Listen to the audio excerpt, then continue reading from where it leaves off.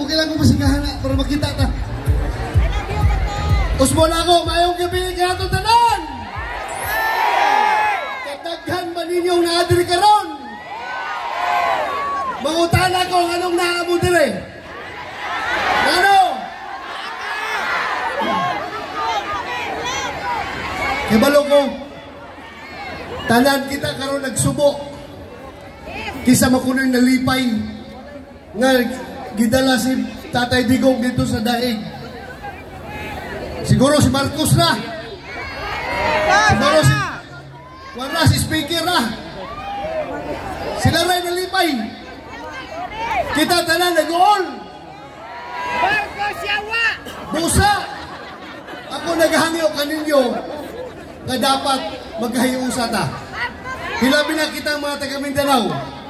We should not be treated as second-class citizens of this country. Diba? Kung sila Pilipino, kita Pilipino po. Nga anong gusto man nila kasi sila ng permente maghupot sa atong panggobyerno. Nga anong gusto man nila kasi sila ng permente ang mugunin sa atong gobyerno. Kita taga Mindanao, wala ba tayong karapatan? Basig dili na gusto buhian tuod kay balo sila nga taga Mindanao puro maayong tao. Diba? Unya na kong padayon sa kong yaw-yaw dere. Malayo sa kong katahuran. Malayo kong katahuran. Of course, sa atong pinalagang mayor. Pinalagang mayor nga buutan kaayo, batanon o kugihan. O dako pa kayong future sa iyahang karir sa politika. Ang atong pinalangga na si Mayor Jose Paulo Evangelista. Ang gabi, Mayor. Kauban po na ito ang mga board members. Sila board members, Krista Pinyol, Joseph Evangelista. Joseph Evangelista, ako giling barkada, kanyan ito pa. Kapataan ko pa may. Toto Calibara, Vice Governor Efren Pinyol, ang atong incoming Governor, former Secretary of Agriculture, former Minda Chairman, former Governor Emmanuel Manny Pinyol,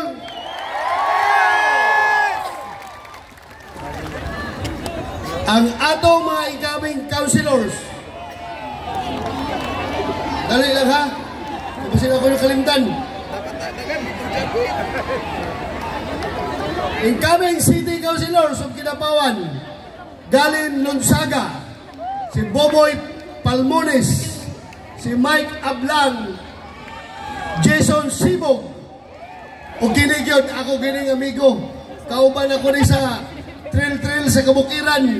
Magmotor may si Pipoy Dison, mga boy, Nelson Katamko, Peter Salak, Morgan Melodias, Arnold Sumbiling. Kauban po na ito si Vice Mayor Melvin Lamata, Vice Mayor Pug Sakdalan. Kauban po na ito ang mga mayor sa mga silingan nato ng mga lungsod. Si Mayor Susing Sakdalan sa Alamada, ako kumpare Lito Pinyol sa Mlang, Janjan Roquero, Eper Dinulan. Sa atong pasila ko'y nakalimtan ha. Ayaw mo pang lood kung nakalimtan ako. Pasensya na yun. Kaya maura nagihatag ang listahan. Sa atong tanan ng mga taga Kinabawan o mga silingan ng mga lungsod nga niya karon maayong gabi. Ako, gigan ko ng kampanya dito sa Visayas. Pero pagtawag ni Pipoy Dison, ingon siya ka, sir, kung makaanhi ba daw ka, ingon si Mayor, mali ka Kinabawan, kay dula tayo prayer rally para sa kang Tatay Digong. Yung kumuanha ko po'y, maningkamot yung anak. Nga no? Kaya kini Kinabawan, importante kayo sa kong kasing-kasing. Dili lang tuod kay deghan gwapa dire. Kundili, dire gipanganak ang akong inahan. Ang akong inahan, dire gipanganak sa Barangay Matio. Sa may taga Barangay Matio dire. Dire gipanganak akong inahan. Usay ko boy, muadhan yun ko. Tungod kay importante na lugar para kanako. Mga higala ko, mga kaigsuunan. Nakita masiguro ninyo ang paghitabo karon. Nganong kamo nasakitan sa mga paghitabo? Nganong nahimo kaning pagdaog-daog nila sa atong Pangulong Duterte na nahimo murag personal na kayo sa tuwa? Nganong? Tungod kitang tanan ng mga Pilipino nagamahal sa atong Pangulong Duterte, sa atong Tatay Digong, di ba? Busa, kung makita nato kung giunsa nila, paglapastangan giunsa nila, pagbali ang mga balaod, pagbali ang mga proseso, giunsa nila pagyatak-yatak sa atong konstitusyon para lang matuman ang ilang gusto na mairis ang mga Duterte sa politika sa Pilipinas. Grabe na kayo, di ba? Ganon, pagkahuman nilang dala kang Tatay Digong, hey, kaya malumog ko sa sunod na buhaton. Ilan na pong tanggalon, ilang tangtangon sa pwesto pagka vice presidente si Inday Sara. Di ba? Karon, pagbalik na mo karon sa Senado, kung makadaog magaling ko, mudaog ka ako! Mudaog ka ako! Ulangan. Mga panya pa ba ko ninyo? Alangan, mga panya pa ko nga. Sugot, dahil mo nga watay senador nga gigay sa Mindanao. Hindi kita mo sugot. Kaya kung watay senador nga gigay sa Mindanao, sa mutang daog-daogon ang mga tawhana na. Mga dimungkog na. Busa! Maning kamo ta. Si Inday Sara na po ang next target nila. Kami gina-target nila, ako, si Senator Bongo, o ang tanan nga mga kandidato sa PDP Laban, naning kamot yun na sila nga di may makalusot kay para hapsay kayo ang ilang pagtanggal kang Inday Sara sa pagka-vice presidente. Usagot mo? Dili! Busa ako naghangyo kaninyo. Kinasingkasin ni hangyo. Isip mga silingan ta mo. Kaya ako taga Davao Sur naman ko. Yan naman ko Digo, Santa Cruz. Hangyo lang ko ninyo mga silingan. Unta, magkahiusa ta. Suportahan nato ang line-up sa PDP Laban. Vote straight PDP Laban! Kaya nga no? Kinahanglan lang nila og 16 kabuto para matanggal si Inday Sara sa pagka-vice presidente. Ang senador 24, kung makakuha sila 2/3 vote of the Senate, which is 16 votes, tanggal na si Inday Sara. So, para dili na makuha ang 16 kabuto, kinahanglan kita dunay siyam nga dili mo boto. So, sa pagkakaroon, kung makalusot man o galing si Senator Bongo, ako, ang isa pang kauban na to si Binoy, Senator Robin Padilla, tulura in taon mi. So di yun may makakuhag siyam. Pero kung kining gi-endorso ni Tatay Digong, kaduog ba siguro mo, bisag na priso na siya, ang iyag yung concern, tabagi in taon ng akong line-up sa PDP Laban, mo yung gipaabot ka na to, di ba? Yes! Gi-endorso ni Vice President Inday Sara, kaming napulok ka mga PDP Laban. Senator Bongo, ako, Philip Salvador, Attorney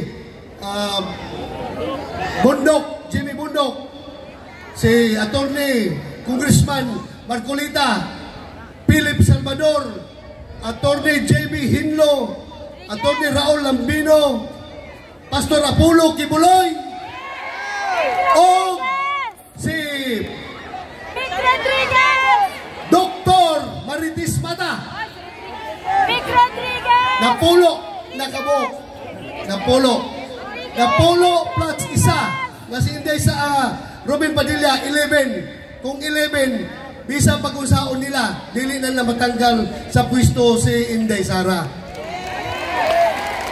Magkahiusa yun ta, mga kaigsunan ko. Kaya kung di ta magkahiusa, luoy kayo tayo sa Mindanao. Mga tambaluslos na mga tao dito. Musugot pa mong perminte na tayo daog-daogon.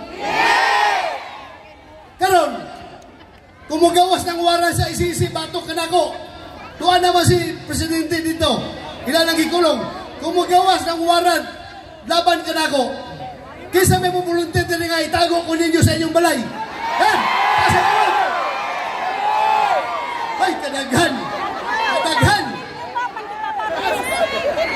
Busa, pagbantay mo, kung nanay waran, magbalin-balhin ko sa iyong balay, dili ko sa kinapawan mong tago. Ha?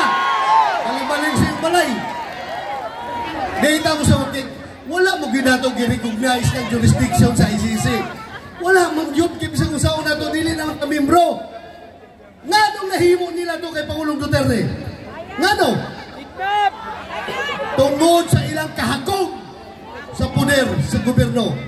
Ilang gihimo kanto kay Presidente Duterte. Bisag klaro na kayo, maingon sila, pag hearing na mo, Senate hearing. Yes, we do not recognize the jurisdiction of ICC. Hindi namin sundin yung warrant ng ICC dahil hindi namin recognize. Pero, we are bound by our treaty, by our obligations with the Interpol. Pagkatang baluslos ng explanation, no? Wag yun!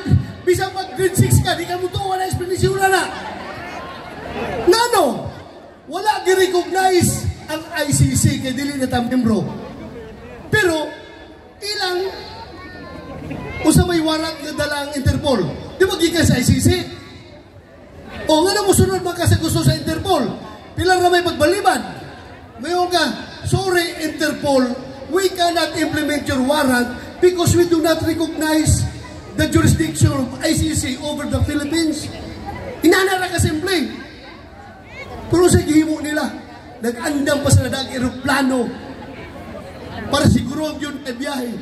Kita, kung kita mo hangyo sa Interpol, o napa o, tanawan nito nga kinapawan. O, si Colonel Hector Grijaldo, taga kinapawan na, usa ka kuan nga opisyal, buutan o ligdong na dili gyud pwedeng diktahan. Tanawa hantod karon nakakulong gihapon. Usa na mga inustisya karon sa atong nasod. Ang tarong nga opisyal gikulong gihapon, hangtod karon tanawa nakakulong. Ngano? Kay dili nila madala, dili na madiktahan nga isulti ni Grijaldo dito sa hearing nila sa Quadcom o sa nga Comcom na dili nila madawat na dili mo sugo si Grijaldo nga ilang diktahan nga mauli mong isulti ha, ingon nimo nga si Presidente Duterte, si Senator Bato, si Senator Bongo mo na involved sa hatag o mga premyo kung kisay makapatay. Lus-lus! Ngano mo premyo man ko nga trabaho man sa pulis na? Di ba?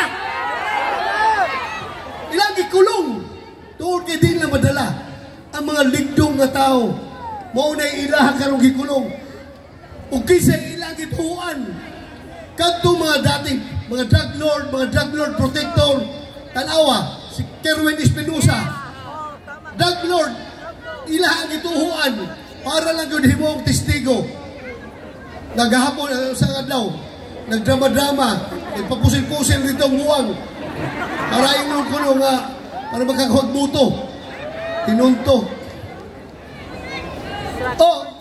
usap ni gobyernohan ang gituhuan mga drug lord ang ibangkulong ang mga tarong opisyal tarong opisyal nga kinapawan si Colonel Grijaldo so sobra na pakita mo karon di na nato madawat ako isip inyong representante sa Senado representante din sa Mindanao ako gayon mo barog Usukol yung kung bisa magsinumbagay patang yawaan ninyo. Di yun mo na ko atrasan. Ha? Di tamang padaog-daog. Dalawa, decide in contempt namo ni Senator Amy Marcos last hearing.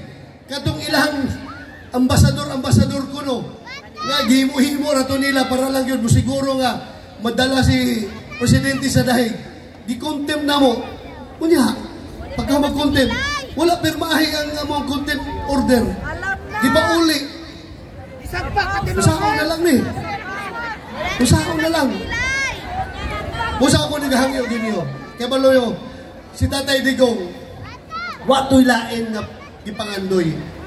Ako mo ang kong gigunin nyo ha, pagkahumo sa iyang 6 years nga pagka-presidente, duawa ang iyang balay dito sa Davao kung usay sitwasyon. Perti mo raghihapon, wag yung mausap. Yaagin na nag-presidente for 6 years. Muangkon ko, mas gwapo pa akong balay kaysa balay ni Tatay Digong. Ngayon mo siya, sagdi lang batog, gwapo yung balay. Kaya ako, mayor naman ko. Ikaw, police man ka. Magkabalay yung kagwapo. Yaga-yaga rin ko na. Pero, katong gihimo niya nga war on drugs. Ang katuyuan ko niya, kaya maluman siguro mo sa katuyuan, di ba? Unsay katuyuan? Nakita niya, niyo siya, pagkadaog niya pagka-presidente. Gingnan ko niya, bato, tanawa rin ko ng sitwasyon. Ang mga kabataan, mura nagbuang, partidikanan ng adik. Musugot baka nga maabot ang panahon, nga mga kabatanunan, maglakaw-lakaw din ha, nga mura nagsumbi. Sumbi na kinadaot na sa droga. Musugot baka?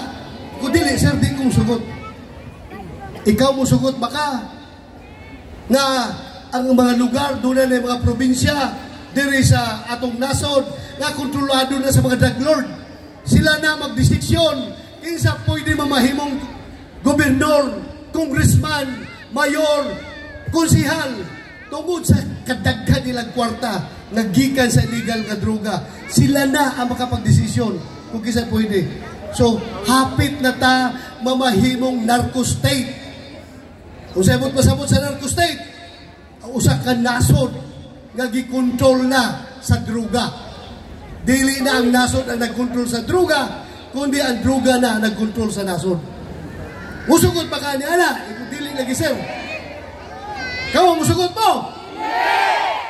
Musa, gihimo niya, sige, mag-war on drugs ha. Bigyan nato ni tanan mga pistihan eh. Mauto, giupiritan na mo. Gihimo niya ang tanan para pagmalinawon ang nasod. After 6 months sa among war on drugs, kung sinita mo, bisag asa ko maglakaw-lakaw sa Timok, Metro Manila, adto ko sa Batondo, adto ko sa Payata, sa Quezon City, bisag asa ko mo adto, o sa sulti sa mga tao. Mayroon ng mga tao, sir, daghan kayong salamat sa gihimo niyong war on drugs, tungod kay kadiadto hadlok may mugawa sa among panimalay, kay daghan kayo nagkalat ng mga adik, mga puser, mga kriminal. Pero karon baligtad na sir, kami na naglakaw-lakaw sa kalsada, ang mga adik o mga kriminal nagsipagtago na, nagsipaglayasa na sir, tungod kay nahadlok sa inyo. Palakpak mga silingan! Pagkawala ni Pangulong Duterte, kung saan hita mo? Na! Bangag Aripone! Tuan na! Bangag Aripone! Nagkalat ang druga! Asa bangag Aripone! Naanay mga bata nga gipang-rape, 3 years old, gi-rape, gipatay, gilabay sa sagbutan. Sa Cebu na ni amahan, nga gipatay ang asawa, gipanggilitan ng liog. Sa mga anak niya tulo kabog, patay tanan. Daghan na, nagkalat ng krimen. Karon, ang problema karon ka ng kidnapping. Sobra na, grabe ang kidnapping. Wala mo kay balo. Ang kidnapping karon, daghan na kayo mga dagko nga mga magnet dito sa Manila nga gipang kidnap o gipatay pa. Kay ngano kada indicator nga di na mahadlok ang mga kriminal sa atong gobyerno. So sao na lang ni. Ako ako naghangyo kaninyo. Kakad inyo kami suportahan tungkol kay wala na mo gihimo ni Pangulong Duterte ito para kami mudato, para kami magkakwarta. Gihimo na mo itong war on drugs para masalba ang kinabukasan sa atong mga kabatanunan. Gihimo na mo to para dili mamahimong narco-state ang Pilipinas. Apan karon unsay ilang gibalos ang President Duterte, ilang gibiyahe, ilang gibalhog dito sa dahig. Inaana pa ta mga Pilipino? Ang atong kapwa Pilipino, ug sa Tagalog pa, ipagkanulo natin sa mga dayuhan. Di ba? Sulti sa itong konstitusyon, the primary duty of the government is to serve and protect the people. Dipinsahan ni mo ang imo mga katawan. Dili ni mo ihatag sa mga banyaga. Kung doon na sa isala, mag-file mo kaso diri sa itong mga korte. Kaya tubango na ni Pangulong Duterte. Nga nung una sa mga-file og kaso? Tungod kay wa sila ebidensya.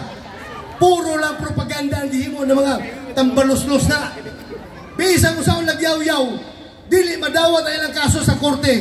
Tungod kay kulang sa ebidensya. Ang uban na ilang gipang claim, nagipang patay ko no, naghilak-hilak na. Buhi pa ko, anong naamo ko picture diha, kaya mo ko ng patay. Kaya nga no, pakita lang picture para maghila dito sa taga-ICC. Ang mga taga-ICC po, mga uplok yung naggo, ito ubod. Mga higala, ako, maghangyo pa ninyo, isa pa ka-request. Unta, ako hanggiyon kamutanan. Nakitantanan, atong usap man sa kuhan nyo ng pangadji. Pangadji, di ba? Mga liyupo, mga jita, mga jit, bulanon, maguna. Bulanon, mga liyupo ta, mag-ampo ta sa labaw makagagahom. Naunta, si President Duterte makauli na. Mag-ampo ta, naunta, tagaan sa labaw makagagahom. Si President Duterte, o igong panglawas. Unta ang iyang health, ang iyang panglawas, piskay pirmi, para malusutan niya ng mga pagsubok, mga trials, ng mga pagsulay, nga yatubang niya karon. Daghang kayong salamat! Bring him home! Duterte! Duterte!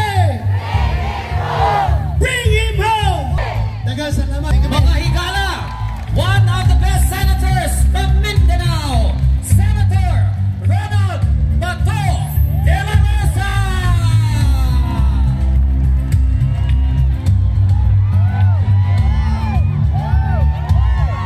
Alright. Sige, salog. Dapat namin mula pa dito sa pinakalayo. Ang estimate sa top crowd, it's like more than 30,000 people! Wow! 30 mil katao ang naanin hiron! Anyway, Public service muna tayo. public service muna, panawagan. Panawagan. Sandali lang na to. Okay, lost and found driver's license. Rodrigo. Uy! Ano? Driver's license, lost and found. Rodrigo Dino from Lang, Cotabato. So, Living here. At saka school ID ni Janice Castillo Yes. of CDK. Anyway, I would like to acknowledge also my team, the Central Mindanao Philippine Sovereignty and Tulip Local Group, the people behind the first, second, third, and fourth rally na naitawid ni Sinapawan. Diretso na ka!